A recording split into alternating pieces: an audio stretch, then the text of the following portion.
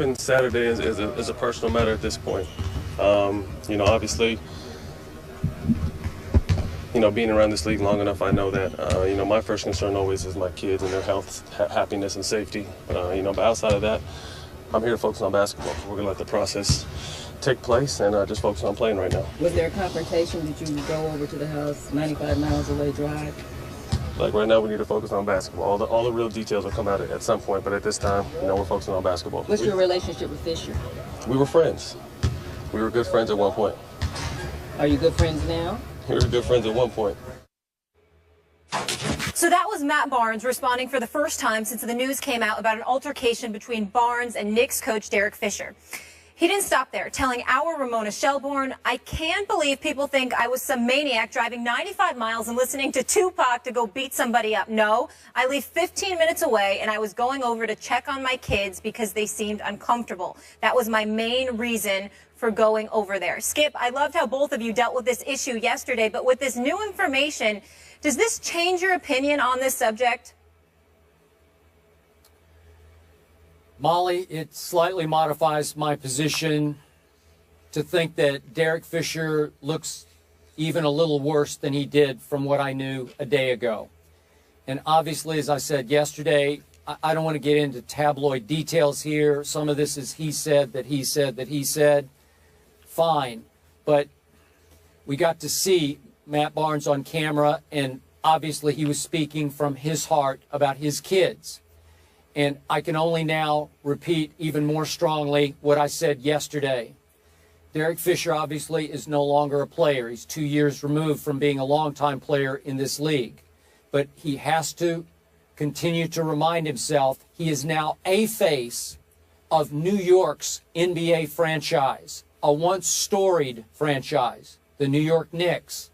And he has to realize that he now has a newfound, much greater responsibility to his franchise and to the league in general, that he has to be careful and wary of and concerned about not being in the wrong place at the wrong time.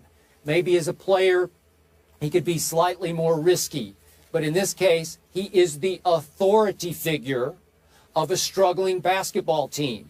And he doesn't want to lose any of that authority or respect in his own locker room by just simply being someplace that wasn't the best idea for the head coach of the Knicks to be in. So, again, as I said yesterday, he left training camp on a day off to fly coast to coast to Los Angeles, saying, I need to go see my kids. Now Matt Barnes' kids have come into play, and we know the rest of the story. I don't want to dwell on it. But Derek Fisher couldn't even get back in time for the next day of New York Knicks training camp. Whether he had a travel snafu or what happened, I don't know. But he was even a day late coming back. Wrong, wrong, wrong. Just can't do it. I know Derek Fisher knows this. It's a lesson to be learned for him. I like Derek Fisher. Covered him for a lot of different games as a player, different places. And I do respect him. And yet, big lesson learned here, and I'm pretty sure Stephen A. agrees with me on this one, Molly.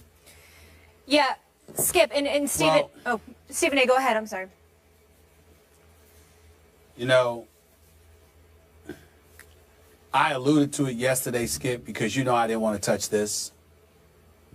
And then Matt Barnes came out and not only said what he said on camera, but he said what I had alluded to yesterday morning, because obviously I had heard about it, and he confirmed it to Ramona Shelburne, our very own Ramona Shelburne.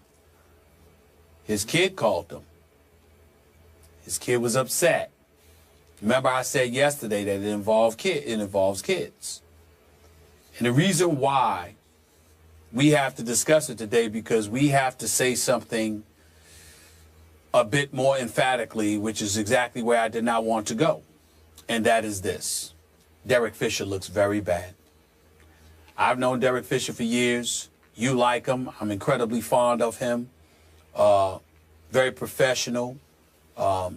Tries to handle his business. We know that he's won several championships as a member of the Los Angeles Lakers. You simply can't condone how he found himself in this situation.